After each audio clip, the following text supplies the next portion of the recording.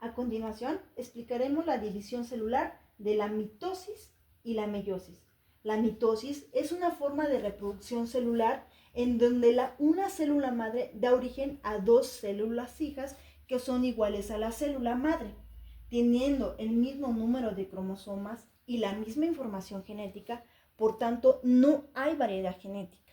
Antes que ocurra la mitosis, la célula pasa por una etapa llamada metafase, conocida como la interfase. La mitosis se divide en dos distintas fases: profase, metafase, anafase y telofase. En la profase, el ADN se organiza dando lugar a los cromosomas. Los centriolos se unen a los extremos de la célula y empiezan a sacar unas fibras llamadas microtúbulos. Al finalizar la profase, la membrana nuclear se desintegra, dejando a los cromosomas libres en el citoplasma. ¿Qué ocurre en la metafase? En la metafase, los cromosomas se pegan a los microtúbulos y quedan posicionados justamente en la mitad de la célula. El centro de los cromosomas se llaman centrómeros, como su nombre lo dice. Y en el centrómero hay unos pequeños agujeros, como se muestran aquí, que se llaman cinetocoro, y es donde se pegan los cromosomas a los microtúbulos. En anafase, cada cromosoma se divide en dos cromatidas y empiezan a acercarse poco a poco a los centriolos. En atelafase, las cromativas alcanzan a los centriolos y aparece en la membrana nuclear formando dos núcleos. Después el citoplasma se estira y esa parte forma a dos células hijas y a esto se le llama citocinesis. Y aquí ocurre la separación de citoplasma en donde las células hijas se recrean. Luego a continuación tenemos la meiosis. La meiosis en sí pues es el proceso de división celular donde una célula experimenta dos divisiones, sucesivamente dando origen a 4 células con la mitad de la información genética de la célula original. Las células que tienen este tipo de divisiones celulares son las células sexuales, espermatozoides en los hombres y los óvulos en las mujeres. La meiosis en sí consta en dos etapas, meiosis 1 y meiosis 2. La meiosis 1 es igual a la mitosis, en donde anteriormente lo explicamos.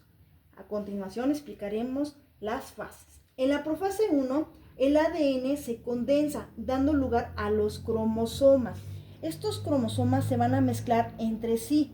A esto se le llama una recombinación. Los centriolos se van a los externos de la célula y empiezan a sacar unas fibras llamadas microtúbulos. Al finalizar la profase 1, la membrana nuclear se desintegra dejando a los cromosomas libres en el citoplasma.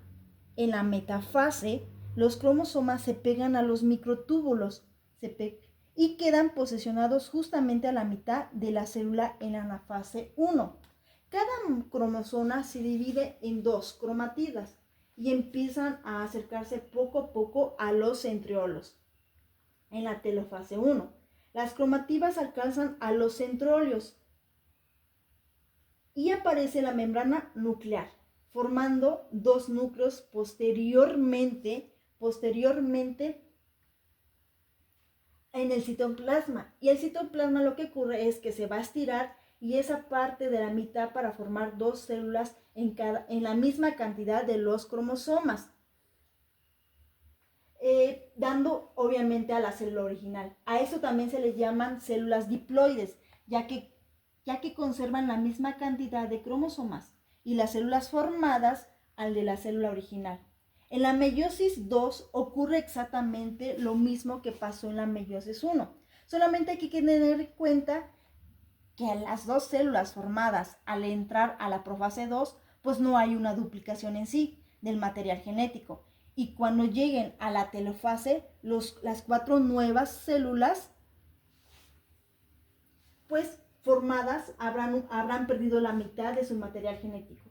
Y a eso se le va a llamar células haploides, ya que su material genético no está completo. Estas células haploides vienen siendo los espermatozoides, como se mencionó anteriormente, o los óvulos, y al momento que ocurre la fecundación, la mitad de la información aporta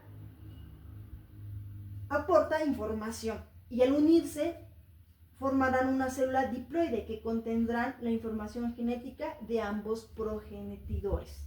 Y es así como hemos terminado la división celular de la mitosis y la meiosis. Gracias.